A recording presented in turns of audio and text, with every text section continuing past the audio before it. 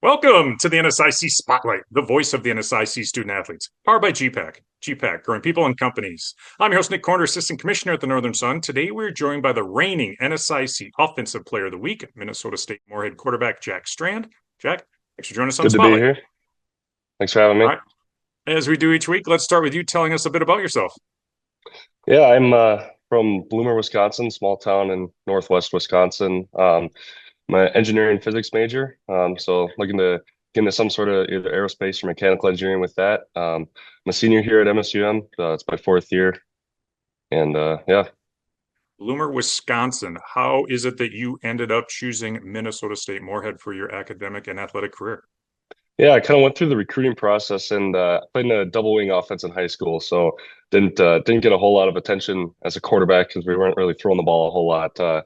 So I took a couple visits and stuff, and MSUM ended up being the place that I really liked when I came here for the visit. I really like kind of the values that they stand for here, and going through the recruiting process, they were really transparent about everything that they do, and did a really good job actually of teaching all of the recruits about the recruiting process as a whole, and not just the way that they do it here, kind of what to expect, even from other schools. And I thought that was something that was really cool and something that I didn't get from any of the other schools that I talked to. And, once I came up here, took my official visit, met all the coaches and some of the players, and I knew this was the spot for me. So back in high school, you ran more of a option offense. Were you you're 6'5", correct, around? Yes, sir. Yep. Were you 6'5" in high school, or did you kind of hit a spurt? No, I was about 6'4", 6'5" by junior, senior year, which was when I was playing on varsity. Okay. So you come to MSU Moorhead, you end up starting as a freshman during your freshman year. Looking back, you're a three-time All-NSIC performer. You basically own every passing record at MSU Moorhead. Talk about that culture that Coach Steve Lockway has built around the Dragon football program and why you are proud to finish your career as a Dragon. Yeah, the culture that we have is unlike any other. You're not going to find it at any other school. It's just built on love for each other, love for your teammates, the guys around you, your coaches, everybody, and kind of everything that we do revolves around that. And we don't care about stats or being in the spotlight or anything. We talk about always, shining either bringing others into the spotlight with you or shining it on others, and kind of just treating everybody as equals. There's no role on the team that's too big or too small for anybody. And just everything that you do, trying to make everybody around you better, doing it out of love for them. And it's just super special to be a part of. And, there's not guys here, they're not worried about personal glory or stats or anything. Everybody here just wants to see everybody around them succeed, which is super special. Good season so far for the Dragons. Now, if we go back pre-season this summer, you had an interview with the CSC Nolan Schmidt up there at MSU Moorhead, one of the best, the chair of our CSC this year. Shout out to Nolan for all the work he does up there. But you talked about in the interview about how defenses might try to defend your potent offensive attack through the air and how that might open up the run game. Do you feel that's happened this season? Absolutely. Yeah. The run game has been huge for us this year, and we've had, multiple games over 100 yards rushing, which is something that we haven't had in the past. And, being able to be kind of more of a balanced attack through the air, but, letting the pass game, open up the run game, which is kind of contrary to what you usually think of the run game opening up the pass game. But, teams are starting to drop more guys in the coverage and go on kind of lighter boxes for us. And we've been able to kind of gash them with the run, both inside zone, outside zone, all that type of stuff has been really good for us. And just kind of being able to be multidimensional as an offense has been huge. And being able to get, we got so many playmakers on offense, both at receiver, at tight end, at running back, being able to get everybody the ball, get everybody a chance to make a play. Looking back in history, you're part of a historic game, part of the battle for the axe. It goes back to 1929, traveling trophy that you play with against Bemidji State. Not that you need a reason to get excited for a game, but that just obviously adds to the game day experience. What does it mean for you to be able to bring the axe back to Moorhead for the first time since the 2018 season? And then while doing it, you threw 7 touchdowns, which tied an NSIC single game record. So what was that experience like for you last week? Yeah, that was super special. Bemidji was a team that we hadn't beaten in a few years. Nobody here that's a player had a chance to hold that axe, and so it was really special to be able to go out and get a win at home, especially in front of our crowd. We had all of our parents, all of our fans, a lot of alumni came back to watch, and just kind of it was really cool because we were able to put a whole game together, offense, defense, special teams. Everyone was making plays, scoring a bunch of points on offense, defense getting a bunch of turnovers, had a block punt on special teams, called big kick returns, and just all around super great team win. And it's the rivalry games are always they always mean a little bit more, and so being able to go out and get that one was really special and meant a lot to a lot of guys. We mentioned the run game a little bit, but you threw for those 7 touchdowns and for the 49 points you scored. Tell us about the stable of wide receivers on this Dragon team. Yeah, as a quarterback, you can't ask for anything more than the guys that we got here. And it's kind of just top to bottom now wide receiver room. You got a bunch of guys that are making plays and have been making plays for a long time. I came in with Gage Florence, Brady Perriman, Carter Bierenkopf, been playing with them kind of since freshman year, and Matt Thorson, Carson Albert, they've kind of stepped up. Kelly Johnson, recent years, last couple, and they've been making a lot of plays for us too. And I think the cool thing about the receivers that we got is they're all really good at doing different things. Like some of the guys are really good at running those short routes, making guys miss underneath, getting the ball quick, and getting a lot of yards after the catch. And then like Gage and Madden, they're really good at doing things like that. And then Carson, Brady, Carter, they're really good going deep.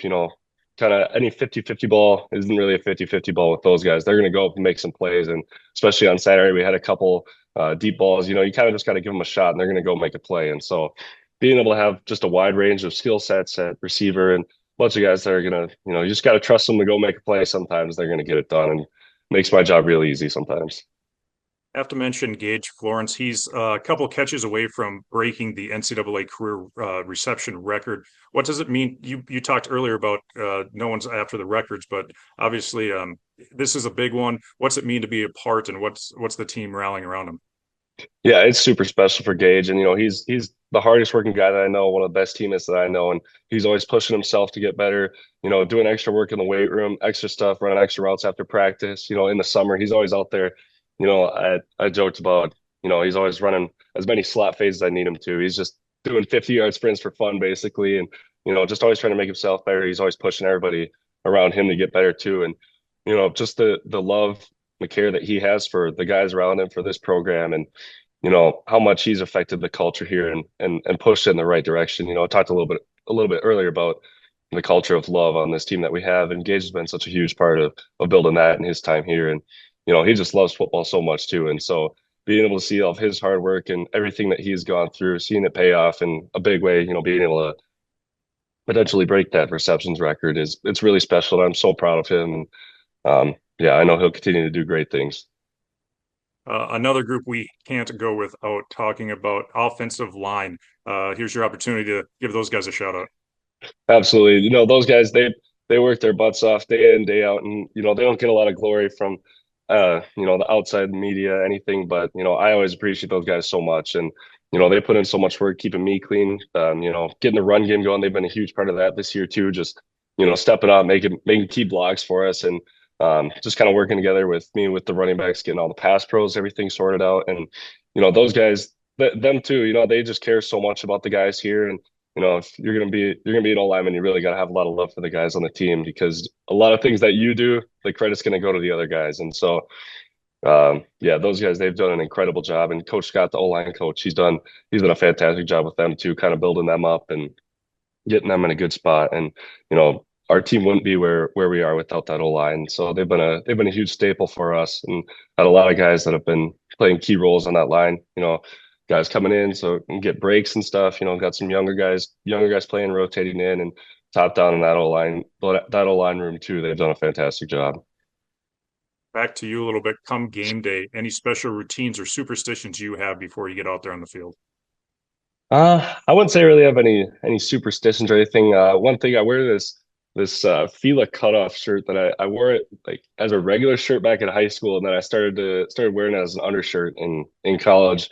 And it used to be like kind of down to my mid thighs, and then it just kept getting ripped up in games and stuff, and now it's basically a crop top. But I've worn it for all but 2 games in college, and those 2 games were very successful for us. So I guess that's probably my one superstition that I have, is I got to wear that Fila shirt. All right, feel a shirt from back in high school. Yep. Some big announcements coming for you in the last couple of weeks. You were named a finalist for the William V. Campbell Trophy and a 2025 National Football Foundation National Scholar Athlete presented by Fidelity Investments. You received an $18,000 postgraduate scholarship. What does it mean to be recognized as one of the 16 finalists from across all divisions of college football? Yeah, that's definitely a really cool honor. And obviously, it's something that I wouldn't be able to do without my teammates, my coaches, my family, everybody around me supporting me. But kind of just looking at, the list of guys and the alumni, I guess you could say, of that award. It's definitely a pretty special group, and I'm definitely really proud to be a part of it and very thankful, very blessed. So early December, you're out in Las Vegas for the awards ceremony. So best of luck to you out there. Uh, Thank you. you got two collegiate games left at least. What are your plans once your collegiate career is over? Yeah, I want to, try to continue playing ball as long as I can, whether that means, playing at the next level. Hopefully, I kind of just continue chasing that dream. Other than that, I've always been really interested in space and space travel and everything. So once I'm done playing football, I'll probably go back to grad school for aerospace engineering or mechanical engineering and try to get into some space related field and, design and building rockets, that kind of thing. It's always been kind of a dream of mine. Is there a company that you would like to work for, or a dream job, or anything along those lines? Yeah, I like looking at either NASA or SpaceX or one of those startup companies. They're all kind of, working together now, which I think is really cool. Final question for you. What's been the best piece of advice you've received during your athletic career? I'd say the best piece of advice, probably just trust the process and fall in love with it. Don't be worrying about results or outside noise or anything. Just control what you could control, going through your process. Like for football, it's going through the week, watching film, eating the right things, getting to bed on time, taking care of your body and just fall in love with that, like how to make yourself better every day, give yourself the best chance to succeed on Saturdays. And I think just controlling what you can control, like there's a lot of things that happen on the football field that, it's a funny shaped ball. The ball sometimes doesn't bounce our way. And so just focusing on your process and not getting too caught up with, results and stuff that maybe are outside of your control has been definitely the biggest thing for me. Focus on the process. Great advice there from Jack Strand. That's going to wrap up this week's show. Thanks again to our sponsor, gpac. Jack, thanks again, and best of luck to you and the Dragons the rest of the season. Thank you.